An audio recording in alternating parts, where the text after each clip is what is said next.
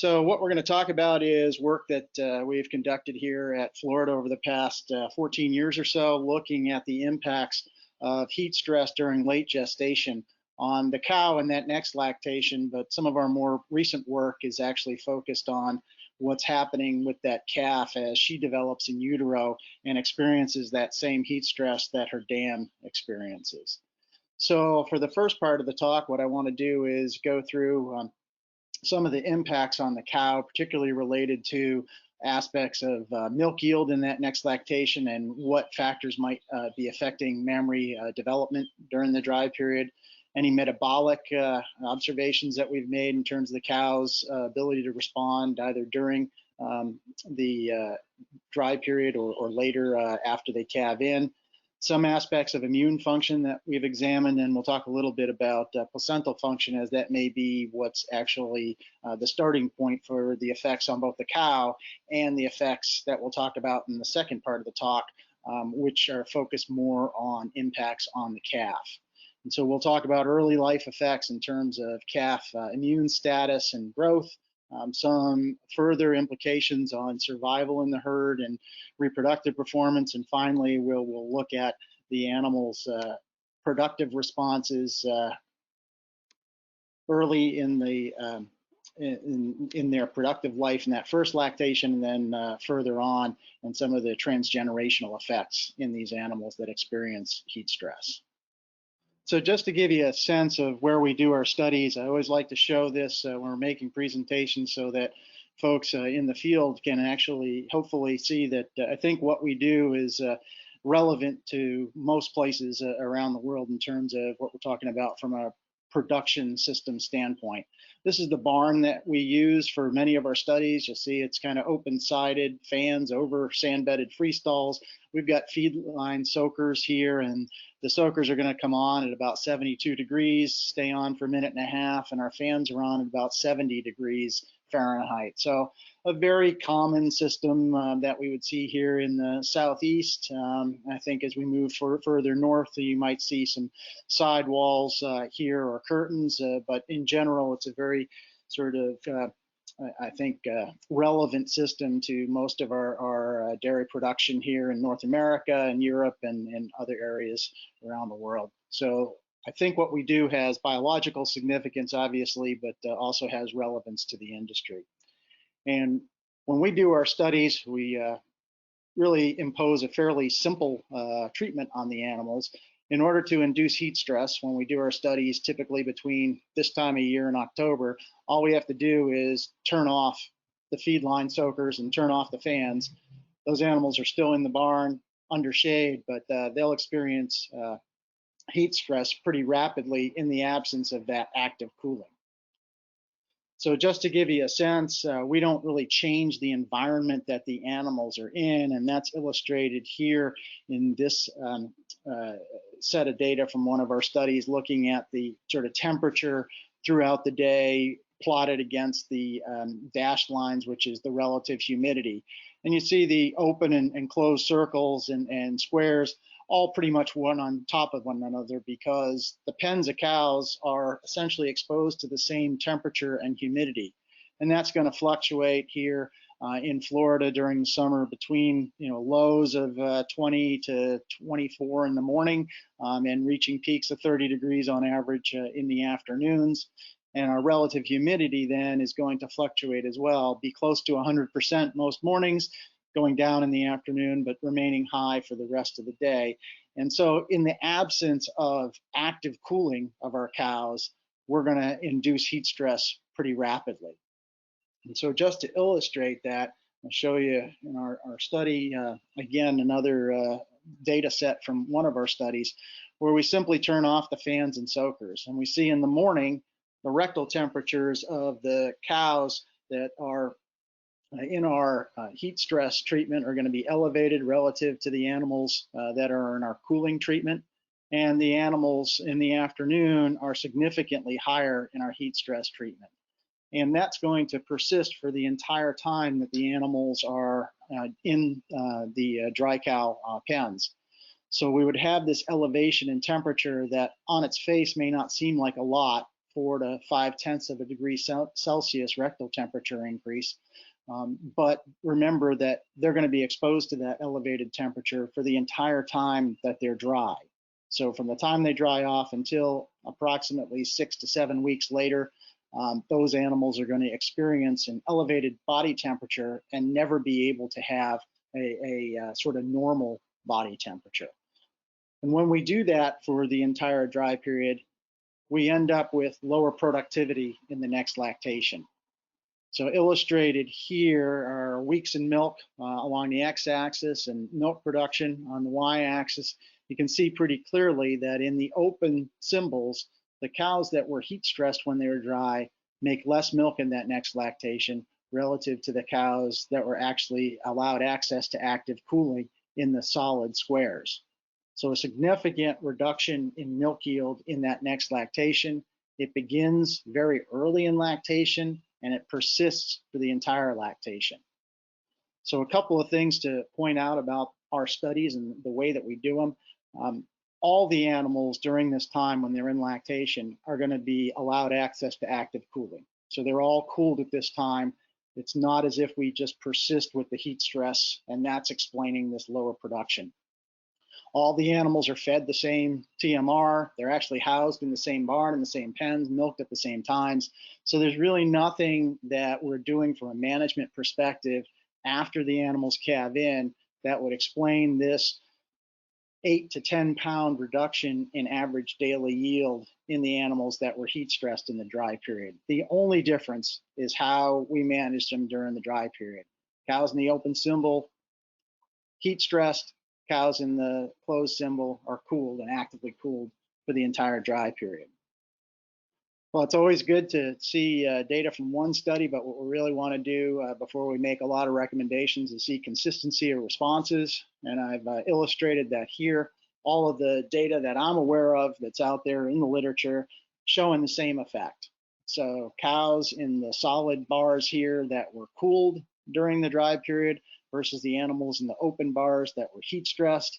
And you can see consistently that the animals that are heat stressed make less milk in that next lactation versus the animals that were cooled. So a very robust and consistent response. And when we've looked at this across studies, we're looking in that range of about 8 to 10 pounds a day less milk in cows that experience heat stress during the dry period versus animals that are actively cooled. So a significant response. So we wanted to delve into the biology of this a little bit further and try and figure out why these animals were producing less milk in that next lactation.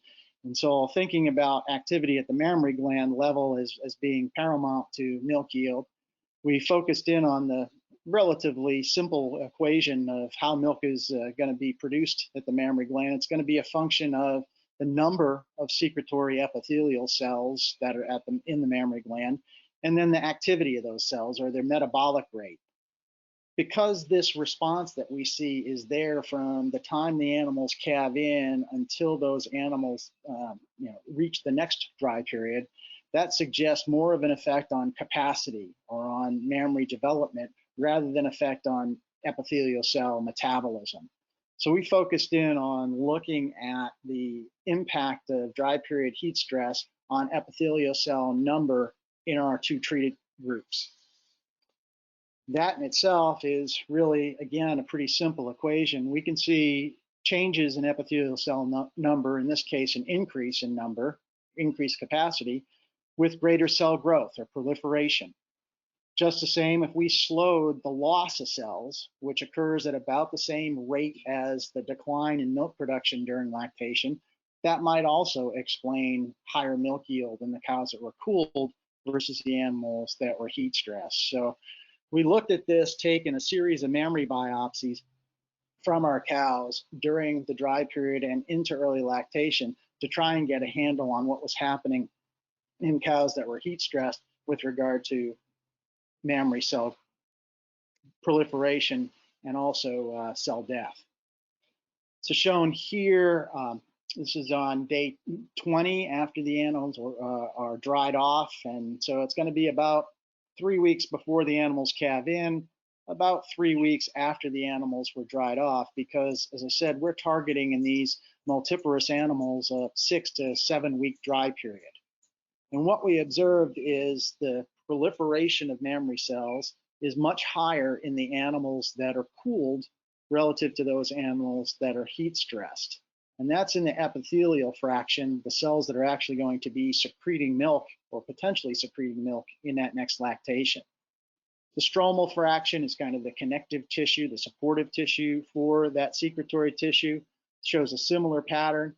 And when we look at total cell proliferation in the mammary gland, it's increased in the animals that are cooled relative to those animals that are heat stressed. So that's suggesting that there's going to be greater capacity for a milk yield in that next lactation in the animals that are cooled versus those animals that are heat stressed. But of course, we had to look at the other half of the equation, cell loss, to confirm that there actually was an overall increase in capacity. And some of those data are shown here. This is the epithelial fraction again, and we're looking at apoptosis, which is just a term describing cell death. And mammary epithelial cell apoptosis means that those cells are going to be dying off. We looked at differences at that same time point I just showed you, about 3 weeks before the animals calved in. There's no difference between the two groups. There's an increase as they approach calving. That increase, it has been observed before. May seem a little counterintuitive that you'd actually be losing more cells right around the time of parturition, but that has been shown in other studies as well. But the bottom line is there's no difference between our two groups here. So there's no treatment effect on cell loss either during the dry period, at parturition, or even when we follow that a few weeks into lactation. So it's not like the animals that were heat stressed are losing cells at a more rapid rate versus the animals that were cooled. Those cooled animals have greater proliferation in the dry period, greater capacity then for milk yield in that next lactation. And some of the other things that we've examined that would support this, in this case, we've looked at the alveoli number.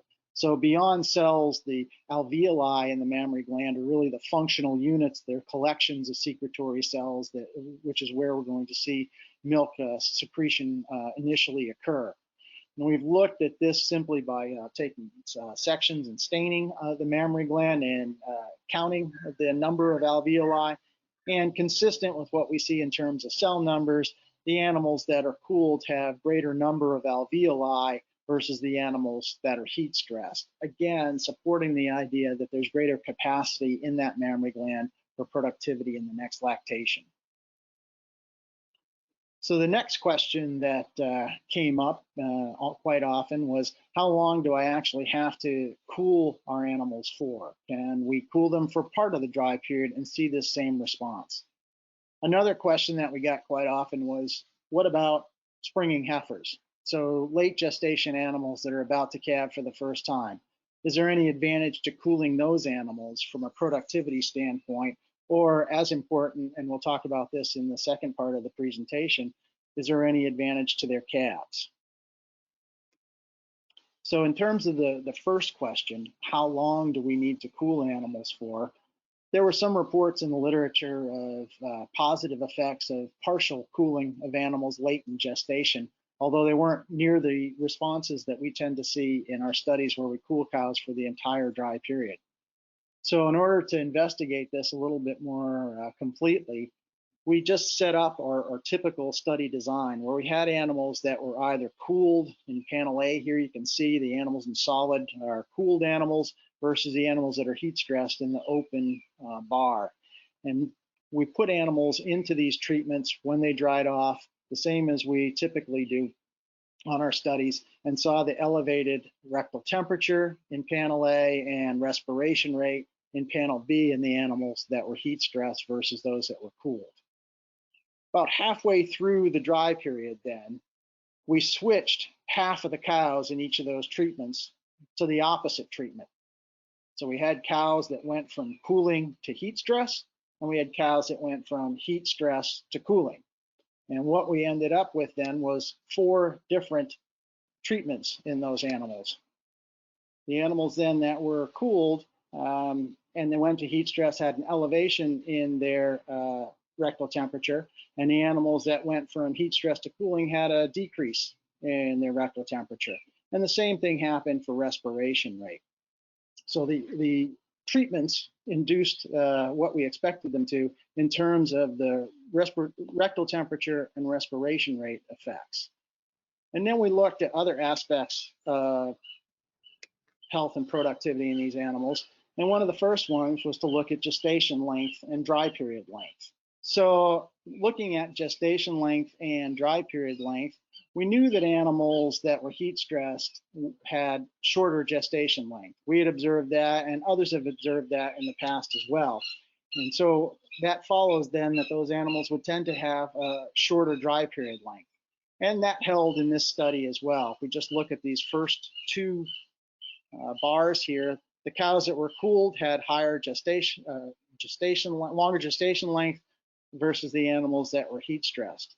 But what was a little bit surprising to us was that the cows in both of the switch groups, whether they went from cooling to hot or hot to cool for half of the dry period, had a reduction in gestation length. So it wasn't different from the heat stress treatment, but they were all different from the cooling treatment, and the same held for dry period length. So regardless of when the animals were heat stressed during the dry period, they had a shorter gestation length. And I'm not going to talk about it a lot today, but we think that this probably has an effect on placental function, and that's integral to the responses that we see both in the cow in terms of mammary development and also the calf during its early life and later productive responses.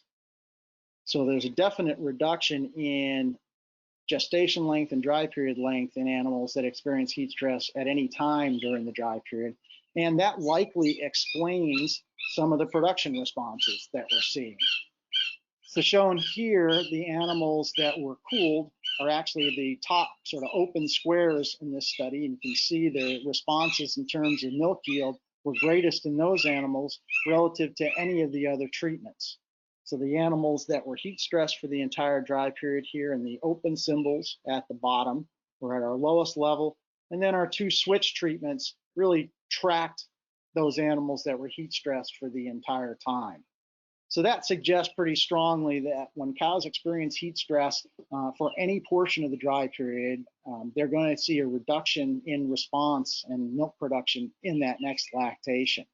And so we want to make sure, if we can, we get those cows cooled for the entire dry period. So in terms of the other question as to whether spring and heifers would respond to late gestation cooling, these are some data that came out recently in Journal of Dairy Science of a study that we did with late gestation heifers. We simply brought them into our barn off a pasture for the last approximately 60 days of gestation. And when we put them under fans and soakers, that was the cooled treatment here in the blue line, you see that they had a reduction in respiration rate, similar to what we'd have expected to see in mature cows, and a reduction in rectal temperature, the same as we would see in our mature cows. So they were in the barn, they had access to fans and soakers, or in case of the heat stress animals, no access to fans and soakers, and the animals responded just like the mature animals. And when we looked at production responses, again, those were similar to our mature animals as well. The heifers that were cooled for the final 2 months of gestation produced more milk in that first lactation than the animals that were heat stressed during that time. So it suggests pretty strongly that this works obviously in nulliparous animals delivering for the first time, as well as in all of our other studies where we've used multiparous animals when we talk about dry period cooling. So heifers coming into calf for the first time can also benefit from late gestation cooling with an increase in production in that next lactation. We've also looked at effects on the calves from these animals, and I'm not going to present that in detail today, but I can tell you that we do see some of the same types of responses, particularly on early life immunity in those animals that are gestated in cooled heifers versus those in heat stressed heifers. So what about other factors? Obviously, it's not just going to be an influence at the mammary gland level. We've got to have metabolic support for this improvement in milk yield in that next lactation. So looking at that from sort of the grossest level in terms of metabolism, dry matter intake, look at this across a number of studies. Shown here, we've got the shaded area, which is when the animals are dry, so when they're either heat stressed or cooled. And after the animals calve in the open area, that's when they're all going to be actively cooled. And you can see pretty clearly that the animals that experience cooling during the dry period show the same sorts of responses that we'd expect to see in lactating cows, with an elevated dry matter intake in the cooled animals relative to those heat-stressed animals. After calving, there's no real difference. Again, all those animals are cooled at that time. Certainly with the kind of milk yield differences that we see later in lactation, I'd expect that these lines will continue to separate a bit with our cooling animals having higher intake. We just haven't tracked it out that far into lactation, but at least initially, there's no difference right after the animals calve in. And that's consistent with what we see when we look at body weight. Here, set of data from one of our studies. On the y-axis, we have the body weight of the animals when we dried them off. There was no difference there.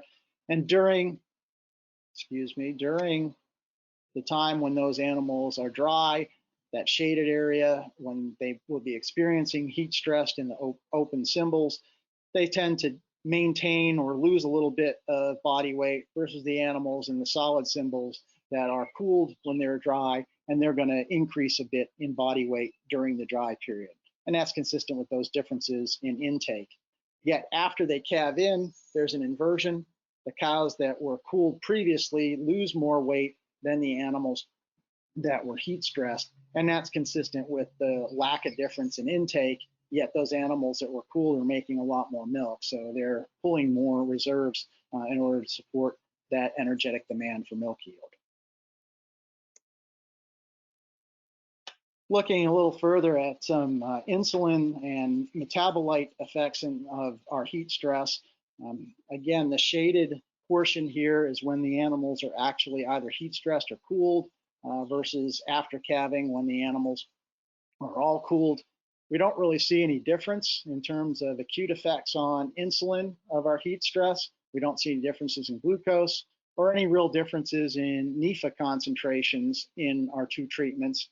We do see an elevation around the time of calving and early in lactation, but that doesn't seem to be a direct effect of the heat stress in those animals per se. It's more of an effect of that increased demand for energetic output in the form of milk after the animals have calved in. So bottom line, there doesn't seem to be much of a direct impact of that heat stress on those animals' insulin or metabolite concentrations, like we might see in lactating cows that are heat stressed. And we've gone in and done some additional work looking at responses to insulin and glucose challenges, and we don't see any real difference in their ability to respond consistent with these sort of baseline impacts. So another area that we were interested in looking at was the effect on immune status in these animals. We wanted to make sure that what we were doing with regard to improving their productivity didn't have a drag in terms of their ability to respond from an immune standpoint. So we looked at this both during the dry period and then early in lactation as well. And one of the first things we did was to quantify lymphocyte proliferation during the dry period when animals were actually heat stressed in the open symbol or cooled during that time. So lymphocyte proliferation is kind of a gold standard test tube assay for animals' immune status. It's just the ability of white blood cells to proliferate. And what we observed was heat stress reduced the ability of those animals to have lymphocyte proliferation versus cooling. So that's suggesting that the cooled animals actually had an improvement in immune status relative to the cows that were on heat stress. Looking then at another aspect of acquired immunity, the ability to produce antibodies in response to an antigen. Here we simply immunize, if you will, animals with a foreign protein. In this case, it was chicken egg white, and they're going to mount an immune response to that. And so what we observed was that cows here in the shaded area, that's when they were either heat stressed or cooled during the dry period. The cows that were heat stressed had a lower response to an initial boost versus the cows that were cooled. So heat stress reduced their response during the dry period to boosters of that initial vaccination relative to the animals who are cooled. After calving, no difference between the two groups. Could have been because all the animals were cooled. Could have been that we've obviously changed physiologic response of these animals, physiologic state of those animals. They're in lactation now rather than dry. But in any event, we don't see that persisting as the animals move into that next lactation. One aspect of immune status that we do see that really persists after the treatment is neutrophil action. So we looked at both oxidative burst and phagocytosis. So phagocytosis being the ability of neutrophils to actually find a pathogen, and oxidative burst is how they kill those pathogens. During the dry period, that shaded area, we don't really see a difference between the two treatment groups. But as the animals move into lactation, the cows that were previously cooled actually had an improvement in oxidative burst and phagocytosis relative to the animals that had previously been heat stressed. So the cows that were heat stressed seemed to have a carryover effect on their immune status. And remember, this is despite the fact that the animals that are cooled are producing a lot more milk, perhaps under a little bit more of an immune stress. And those animals are going to have higher circulating NEFAs at this point as well, which also in some cases be associated with greater immune stress. Yet they seem to have an improvement in their ability to respond relative to the animals that were previously heat stressed. So we wanted to get an idea of what was actually happening in animals as they moved out into production with regard to disease incidence and also reproductive performance, but very difficult to do in a controlled setting just because of the numbers that are needed to really make appropriate inferences. So we partnered with a local commercial dairy, very consistent management of their cattle, very high level of production. And what we did simply was to look at two groups of animals on that dairy that experienced their dry period at different times of the year, either during the hottest months of the year, and in this case, their entire dry period had to be between the months of June and August, and compared that to a genetically similar group of animals on that dairy that had their dry period the months of December through February. So essentially, we've got cows that were dry during the hottest time of the year versus animals that were dry during the coolest time of the year. And the other thing to point out is that their dry cow management on this farm at the time was animals went to pasture where they had some shade. And so pasture in Florida in the summer is going to be a fairly hot time, and the animals that were dry during the cooler months are going to be in a more thermoneutral type of setting. So the first thing that we examined was the impact on milk yield in the next lactation, and what we saw was consistent with our controlled studies where the animals that had been dry during the coolest time of the year, about 1,200 pounds more milk in that next lactation versus the animals that were dry during the hottest time of the year. We then looked at disease incidence, and this 0 versus 1 simply means 0, they didn't have the disease, 1, they did have the disease. And what we observed was an increase in the incidence of mastitis, of respiratory disease, and of retained membranes in the animals that were dry during the hotter months of the year versus those animals that were dry during the cooler months of the year. The one disease incidence that actually was elevated in the animals that were dry during the cooler time of the year versus the animals that were dry during the hot time of the year was digestive disease. And that was actually inclusive of animals having indications of ketosis, and we think that was probably driving this difference. So we do see a little bit, as you would expect, more incidence of ketosis in the cows that are dried in the cooler time of the year. The important point is that it didn't lead to greater incidence of these other diseases. They were able to manage that appropriately, both at the cow level and obviously at the farm level. So it didn't cause any further problem. And the productivity and the other incidence of sort of communicable diseases was lower in the cows that were dry during the hottest time of the year. So consistent with our controlled studies. Looking then at reproductive performance, again, cows here, difference in milk production. We didn't have all of the same number of records because we truncated this at about 150 days in milk, just for our analysis. We looked at the number of breedings to get cows pregnant. It was fewer in the animals that are dry during the cooler time of the year, reduction in days in milk to get those animals, and obviously days in milk to pregnancy. Both significantly improved in cows that were dry during the cooler times of the year versus those that were dry during the hotter times of the year. And the other thing to remember here is that the breeding of these cows that were dry in the cooler months was actually at the hotter time of the year. We know there are acute effects of heat stress on reproductive performance, so we would have expected those cows to maybe exhibit poor reproductive performance, along with the fact that they're making more milk, and yet they actually had improved reproductive performance indicators relative to the cows that had been dry during the hottest months of the year. So all of that consistent with the types of things that we observe, both on immune status and also productivity in the cows that are dry and exposed to cooling versus those animals that are heat stressed.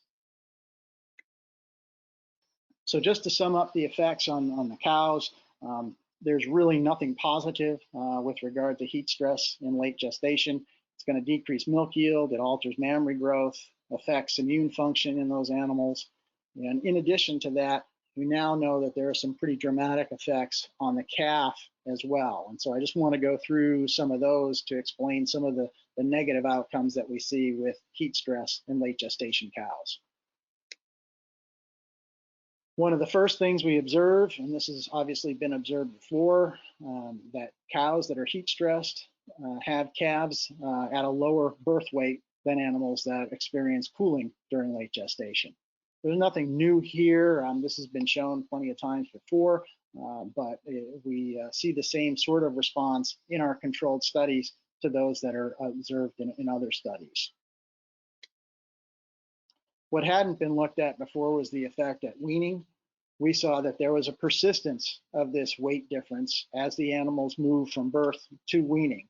We know that that reduction in birth weight is probably due to some placental dysfunction, but here we're seeing it persist. The calf is now on the ground and growing, but it doesn't seem to catch up with its herd mate by the time those animals are weaned. So there's a more persistent effect on lower birth weight of the calves that are heat stressed relative to those that are born to cooled dams.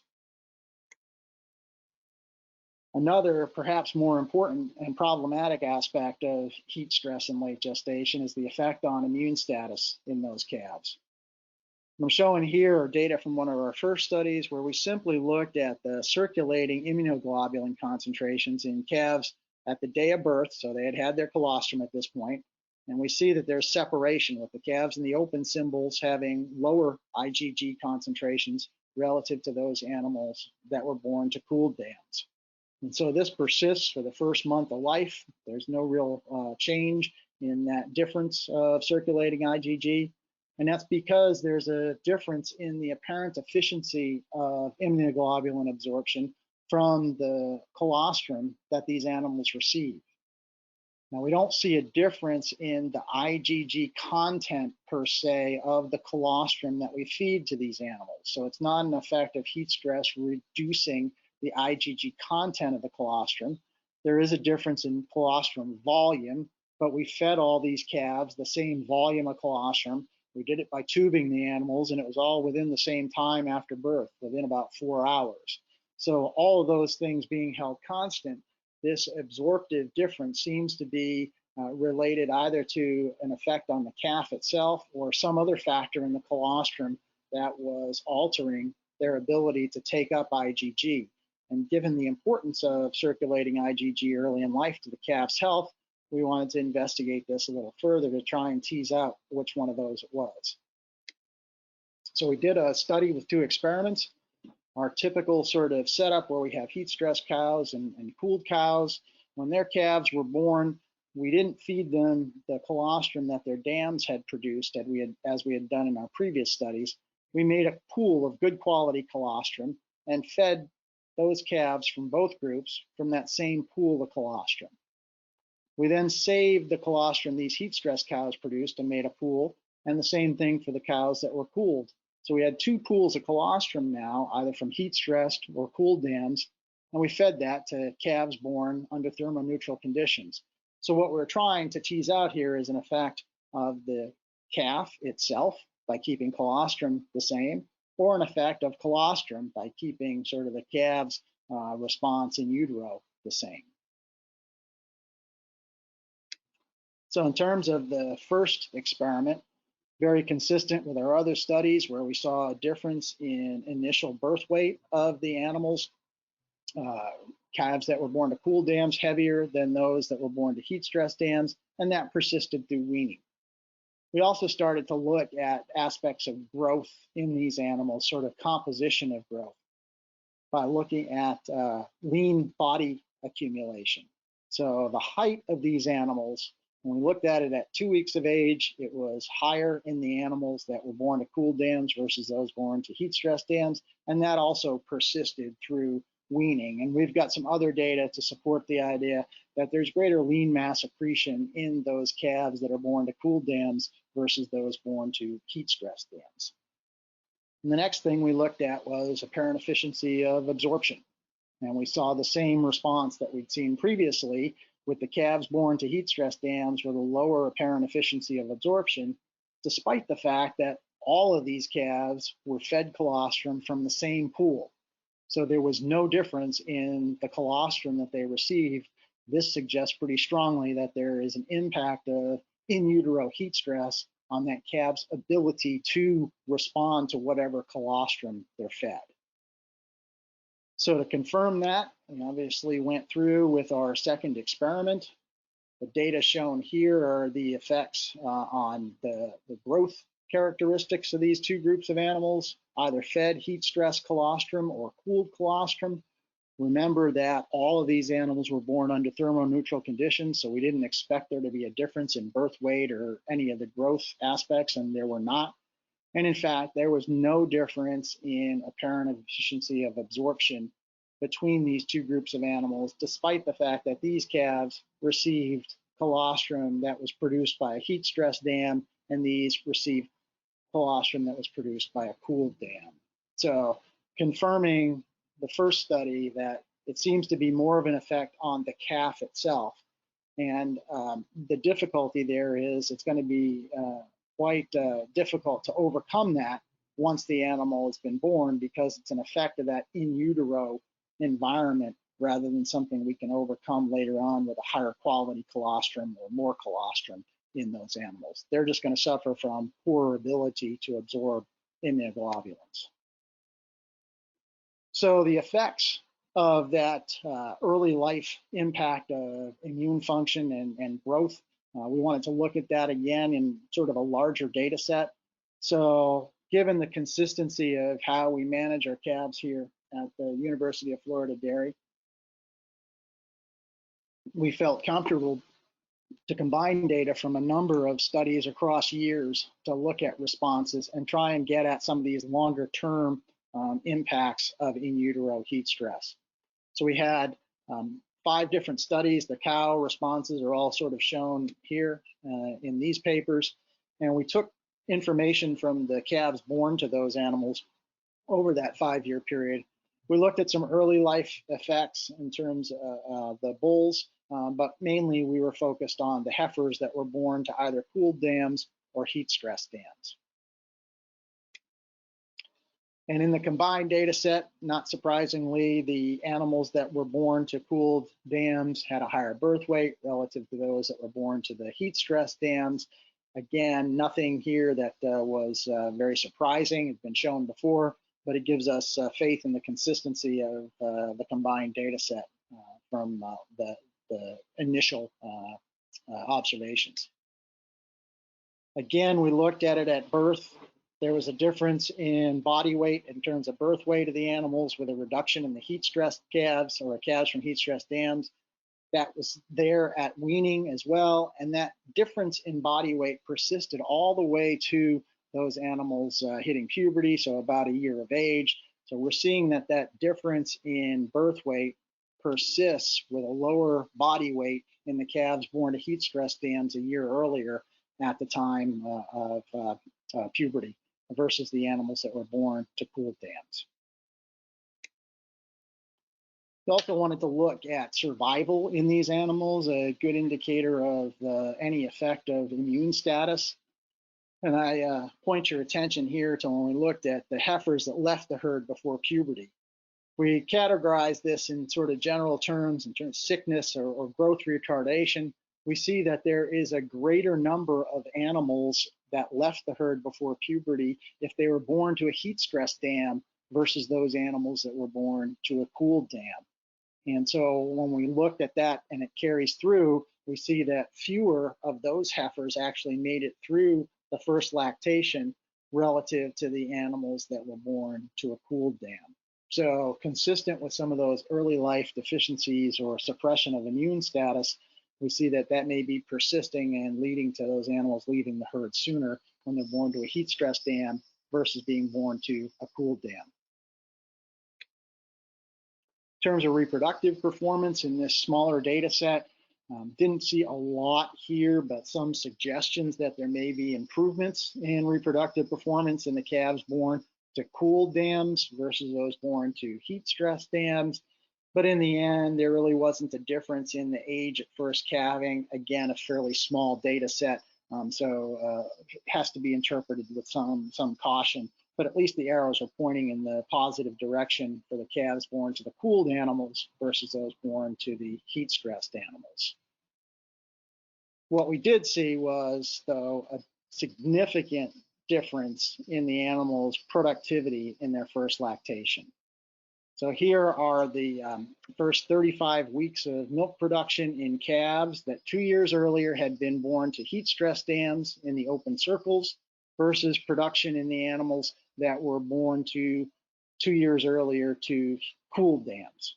And it was about a 10-pound-a-day reduction in milk yield across that first lactation in the animals that were born to the heat-stressed dams versus those born to the cooled dams. So a significant difference there from the beginning of lactation and persisting all the way through. So the first question was, is there a difference in genetic potential? We looked at that. There was no difference in genetic potential between these two groups of animals that would explain this type of difference in productivity. We then thought about the fact that we saw differences in birth weight, differences in weaning weight, and weight at a year of age. And knowing that there are relationships between body weight at calving and productivity of those animals, we thought that perhaps the calves that were born to heat-stressed dams were actually catching up in that first lactation because we know there's significant growth during that first lactation. So perhaps these animals that were born to the heat-stressed dams had lower production in this first lactation, would experience some compensatory gain in that first lactation, and would catch up in further lactations with these animals born to cooled dams. But when we looked at body weight, we saw that any compensatory gain had already occurred. So shown here are the body weights of those same animals all the way through that first lactation. You can see that there's no difference in body weight after the animals calved in. So they had already achieved any compensatory body weight gain that they were going to make during year 1 to 2 of life, so before they calved in. And there's certainly no difference in growth during that first lactation, suggesting that there is probably not going to be any ability to catch up later on in terms of productivity. And in fact, we have now confirmed that. The calves that are born to heat-stressed dams now seem to be programmed for lower productivity, not just in their first lactation, but beyond that. And in fact, when we look at productivity, it's not just that that's going to be reduced. Here is a much larger data set with a much larger accumulation of animals on our studies over a 10-year period. And we compared their survival in the herd of animals that were born to heat-stressed dams to those that were born to cooled dams. So the blue line are the ones born to cooled dams. You can see that they persist in the herd all the way through 5 years of age at a much higher proportion than the animals that are born to the heat-stressed dams. And in fact, that appears to be transgenerational, because when we looked at the daughters of these daughters, so the F2 generation, those animals whose dams had experienced in utero cooling persisted in the herd at a much greater rate than the animals that were born to dams that experienced in utero heat stress. And when we look at the persistence of the productive response in animals, we see that not only are there differences in the first lactation, there are differences in the second lactation and even into the third lactation. So in utero heat stress is causing long-term sort of programmed influences on that animal's productivity and her ability to remain in the herd. So final question is, does it pay to cool dry cows? We've looked at this in a couple of different ways. Our initial investigation was just looking at the impact on the cows themselves. So we didn't include any of the aspects of improvements in the calves. To get at this, we just sort of estimated how much heat stress there was by state, the top 23 milk producing states in the country. We wanted to look at how many days of the year we'd potentially have heat stress. Obviously, it's highest in a place like Florida or Texas or Georgia versus some of the upper Midwest states, but you still see a significant number of days during the year when animals would potentially be exposed to heat stress. And the average is about 25 to 27% of the year that animals, even in the Midwest, are going to potentially experience heat stress. We estimated the impacts in terms of milk loss per cow in each one of those states to start to get a handle on the total productivity losses we might expect to see. Then we took those numbers and just did a net present value analysis where we looked at various potential milk prices from $15 all the way up to $24 a hundredweight. Our responses in terms of productivity range from 2 pounds to 11 pounds a day, so the range that we've observed in our controlled studies and also our field studies. And then estimating the cost on a per stall basis of putting up a new barn in order to house our dry cows. So in this net present value analysis, what this does is takes all of those factors into consideration. And if we look at making a decision, if we're above this zero line, that's going to indicate a positive economic decision versus below that economic line, it's going to indicate that we may want to reconsider that. One other thing to point out, this red line here is just the average for all those states I presented before in terms of the number of heat stress days that they would potentially have per year. And I think that's important because when we look across this range of potential production responses and costs and prices for milk, in almost all cases, it's a positive financial decision to go ahead and put up a facility, actual new facility, to get those dry cows cooled versus not having a facility for those dry cows. And in fact, if we just have to look at retrofitting an older facility where we might not have appropriate soaking and fans for those cows, in this case, across all of these milk prices and production responses, it's kind of a no-brainer to make that decision to do that. There's going to be a pretty rapid payoff in terms of that investment. And then finally, one other thing that we've done now is go back and look at the impacts of the calves and the financial aspects of that. And we did that analysis, including the impact on the calf health and productivity, as well as the dam. Again, when you look across the board, there's a significant potential for improved income when we consider cooling our dry cows relative to keeping those animals under more heat stress type of conditions that are still pretty prevalent across the country. So with that, just to sum up, I think that if we look at the impacts on the dam of heat stress during the dry period, starts probably with placental dysfunction. There's going to be a reduction in intake in those animals. There's impaired mammary growth. And in that next lactation, she is going to produce a lot less milk. We look then at the effects on the calf that's developing there. Those actually may be the more financially relevant impacts, because that calf is born at a lower birth weight. She's at challenge in terms of her survival in the herd. And when she gets into the first lactation and beyond in the herd, she's going to be of lower productivity relative to her herd mates. And a lot of this is consistent with fetal programming occurring with in utero heat stress. And there is a transgenerational aspect to this. So she's going to pass those poorer responses on to her offspring as well. So with that, just to acknowledge the folks that did most of the work that I presented here today, and our support from USDA, NSF, and Fibro Animal Health, and happy to try and take any questions now. All right, thank you, Dr. Dahl. Before we get started answering questions, we'd like to share a brief video, and then we'll be right back to answer the questions submitted during today's presentation.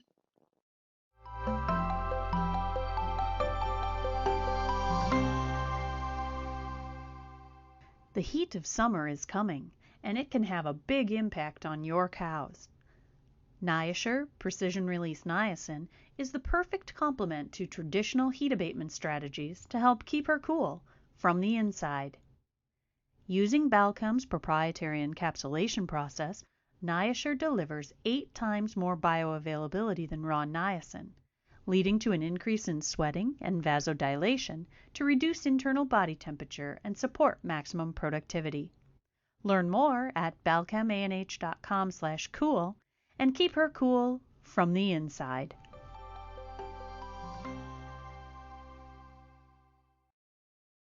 All right, Dr. Dahl, first question is, how are you cooling your cows? What's the protocol for cooling your cows in those studies? So in terms of the cooling, very sort of similar to a lot of the industry, we have soakers over the feed line for our animals and fans over the stalls.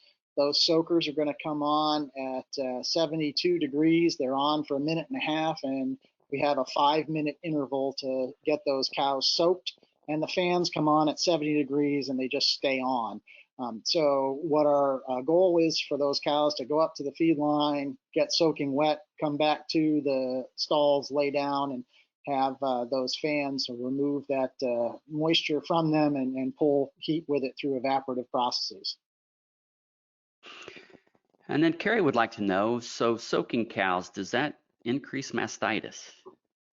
Yeah, so in terms of soaking, and I do mean that, we like to get them wet. We want to get them wet down to the skin to get effective cooling on those animals. But our soaking, and this should be something that most people are going to be familiar with and able to do in their facilities, occurs along the back of the animal. And so they get wet along their back, but they're not going to get wet down to the mammary gland. And so their udders are not going to get soaking wet and shouldn't get wet really at all. And that's one of the advantages to having, obviously, soakers over the feed line and the fans over the stalls.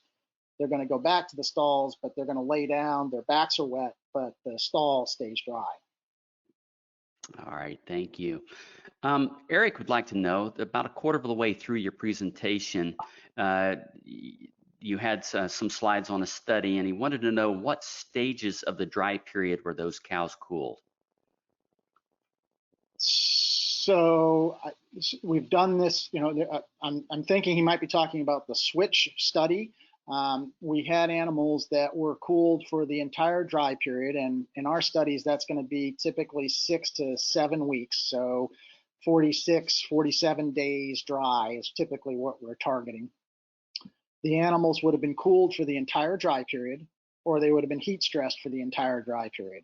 And in that switch study, we took cows from each of those treatments, and about halfway through, they went to the opposite treatment. So they would have had roughly half the dry period where they were cooled, either the first half or the second, and half the dry period where they were heat stressed.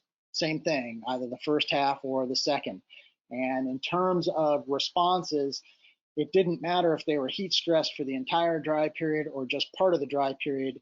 They had lower productivity in that next lactation relative to the animals that were cooled for the entire time. All right, the next question is, have you ever measured the impact of elevated body temperature at various increments? Let's say quarter degree, half a degree, etc. Yeah, no, we have not done that per se. There are studies out there that have looked at the effectiveness of various cooling systems and have kind of looked at the increments that we can see a reduction in body temperature with having fans come on, you know, at a certain temperature and having soakers come on every 15 minutes versus every 10 versus every 5. And really the bottom line is that those animals, there's variation obviously with cows in terms of their ability to respond, but the more effectively we can get them cooled off by having more frequent soaking, more lower temperature that fans come on, the better those animals are going to perform. All right, the next one here comes in from Janelle. It's a rather long one. For the effect you saw on the F2 granddaughters, did you take into effect if their dams, the F1 calves, were heat stressed or cooled? Could cooling those calves born to heat stressed dams help negate the effects of their daughters, the F2 calves? So the F2 animals, the dams did not, they didn't participate in any of our studies, so they weren't cooled or heat stressed during their dry period. But in terms of your question is, you know, can we, I think what Janelle's asking is, can we get away with cooling the calves after they're born? It doesn't seem so. We did a study looking at that and didn't really see any reversal of some of the deficiencies that we see with heat stress in utero. If the question is, can we, you know, is it better to have those calves cooled when they were dry? Certainly that's going to be a positive. But again, those F2 animals would not have been heat stressed during their dry period or their late gestation. All right, thank you. We've got a lot of great questions coming in. The next one comes in from Sebastian. Do in utero stressed heifers have a lower mammary cell proliferation, or the decrease in milk production is explained by other mechanisms, impaired nutrient absorption, etc.? Yeah, so we've got some data that I could answer that question with, but I'm going to hold off. Perhaps if you want to listen to our podcast, we will talk about that a little bit, because those data are just about to be hopefully be published, and I want to hold off on that. But I think you're on the right track, Sebastian. And thank you for the plug for the podcast, which will be recorded next week and drop in 2 weeks. The next one comes in from Laura. What's your opinion about how to measure or score heat stress to implement tools for cooling? Thermal heat index versus cow monitoring systems based on panting and breathing. Yeah, we've actually looked at that, because obviously rectal temperature is kind of the gold standard, or some folks will use cedars with an I button and a blank cedar and look at vaginal temperature. That'd be ideal, but it's a lot of work. It's a lot of effort to do that. One thing that we have done is looked at respiration rate. And so we had an analysis that was applied animal science last year that shows that the animals that are, I'm sorry, I guess that was in dairy science communications, that shows that when animals dry cows hit a respiration rate of about 60 breaths per minute, they're heat stressed. And I think that that's probably the simplest way to assess whether animals are heat stressed or not. Just go through pens. pick out a few animals and as kind of sentinel animals and get their respiration rate. If that's above 60, you're getting indications of heat stress, and the higher that goes, obviously, the more severe the heat stress will be. Next question comes from Chris from Vermont. In combined 5 study analysis looking at calves born to heat versus cooled, is there a total of 85 heifer calves in that data set? Yes. All right, very well.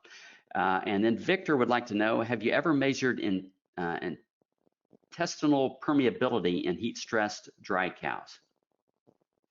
We have not yet, but we're thinking about doing that. All right. Rand would like to know, what about hoof problems in cooled cows? Yeah, we haven't really had the number of animals to get a good idea as to whether we have any impacts on, nothing overt has jumped out at us with the cooled versus the heat stressed animals in terms of hoof problems. And we did not look at that in that larger study. Again, there were seasonal differences between those two groups of animals, and they were all on pasture when they were dry. But in our controlled studies, we've not really had the numbers of animals to really tease out whether there are effects of hoof problems or not. I can say, what we don't see is that the animals that are cooled during the dry period that produce more milk, they aren't leaving the herd at a more rapid rate. We don't lose those animals more quickly. So I don't know that there's significant impact on hoof health in those cows. Okay. Next one comes in from Bianca. From a calf perspective, what should we be looking for in terms of heat stress regarding temperature and humidity? So if I understand correctly, you're talking about in the calves or to sort of alleviate any of the potential problems we might have with the calves being heat stressed in utero. The first one would be the same, that calves are a little bit more resistant to heat stress just because of their higher body surface area to body mass ratio. They're able to get rid of heat a little more effectively. That's why calves obviously have a little bit more of a challenge from a cold stress perspective. But we have looked at aspects of cooling calves after they're born if they were heat stressed in utero, and kind of getting good air movement on those animals typically is enough to provide for a reduction in body temperature. In terms of the effects in utero, really, as I said before, rather than looking at absolutes of temperature, humidity index, and rectal temperature, keeping track of respiration rate in our animals that are dry and looking at making sure that doesn't go above 60 is going to be probably the most, the easiest to do, most effective then, because we can do it very easily in the production setting. All right, we're getting a little long on time. Do you have time for 2 more questions? Absolutely. All right, next one comes from John. Is the effect of the F2 transgenerational or multi-generational? Well, I guess it's how you interpret that, but we're using transgenerational to indicate that it is being passed along from the dam, but it does persist for multiple generations. Whether it goes to the F3 and then beyond, we don't know for sure yet, but certainly through that sort of granddaughter generation, it's still there. The mechanism behind that, we're just starting to investigate now, but we do see differences in, for example, global methylation patterns in the animals that are heat stressed versus those that are cooled, which would suggest differences in the efficiency of gene expression. Yeah. And then our last question from Tara, I think is appropriate. What direction will you go next? What's next?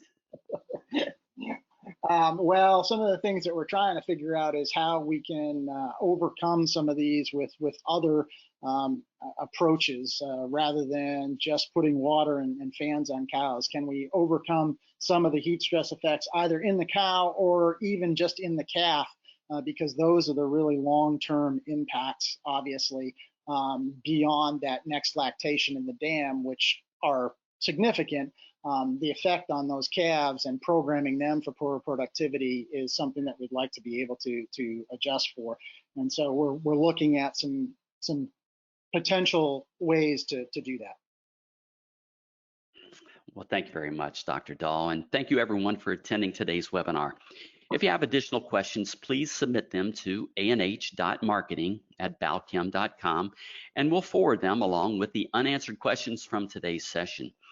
Our next ruminant webinar will be on June 1st when we hear from Dr. Bob James, President of Down Home Heifer Solutions. He will be talking about the newest ideas for optimizing your heifer raising protocols and facilities. For our monogastric audience, we have a webinar next week that may also be of interest to you. On May 11th, Dr. Chris Ashwell from North Carolina State University will discuss transgenerational nutrition and the impacts of epigenetics. Visit balchemanh.com/realscience for a complete list of upcoming webinars and to register. Balchem's podcast series continues to offer a deeper dive into our webinar topics. We now have 13 episodes out on YouTube, your favorite podcast platform, and also at balchemanh.com/podcast. We go behind the scenes to hear the conversations that take place over a few drinks with friends. Another new episode will drop tonight, so watch for it and subscribe so you won't miss any more. On behalf of Balchem and Dr. Dahl, thank you for joining us today.